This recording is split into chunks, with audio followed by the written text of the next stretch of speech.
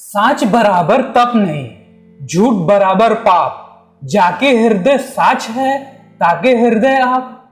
परम संत कबीर साहब को हमारा नमन। और इस नमन के साथ मैं उनके दोहे का अर्थ बताता हूं।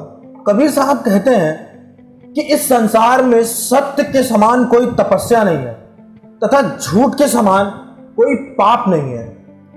जिसके हृदय में सत्य होता है वहां साक्षात परमात्मा वास करता है। तो इसका मतलब क्या कि हम हमेशा सत्य बोलते रहें, हर जगह हम सच बोलते रहें? क्या सच बोलने से कभी न कभी हमारे सामने ऐसी स्थिति आकर नहीं खड़ी होगी जहां पर हम फंस सकते हैं, या हमारे सामने विकट परिस्थिति खड़ी हो सकती है?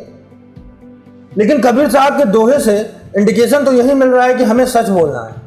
चलिए इस चीज का विश्लेषण करते हैं और शॉर्ट टर्म में इसको समझते हैं। ये तो सच है कि आप हर जगह सच नहीं बोल सकते।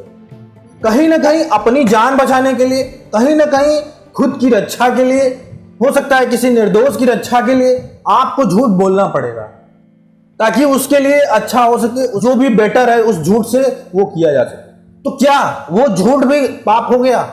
नहीं, क्योंकि वो धर्म है।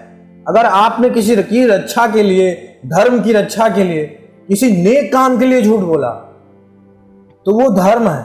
अगर किसी गलत चीज को दूर करने के लिए आपने झूठ बोला वो धर्म है, क्योंकि गलत को गलत ही काट सकता है। लेकिन आप सबसे झूठ बोल रहे हो, अपने आप से झूठ बोल रहे हो, अपने माँ बाप से झूठ बोल रहे हो, हर चीज झूठ बोले जा रहे हो।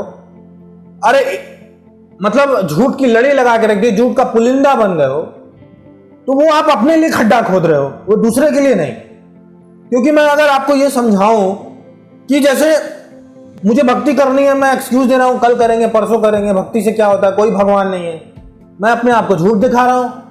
तो इसी तरह अपने जिंदगी में हम अपने आप को जो झूठ दिखा रहे हैं ना, हम खुद को अपने आप को कहीं ना कहीं उल्टी दिशा में ढकेल रहे हैं। और कोई झूठ हम ऐसा बोल रहे हैं कि जिससे किसी की जिंदगी बर्बाद हो जा रही है, किसी का घर बर्बाद हो जा रहा है, तो वो झूठ नहीं, वो पाप है जो कबीर साहब इसमें कह रहे हैं।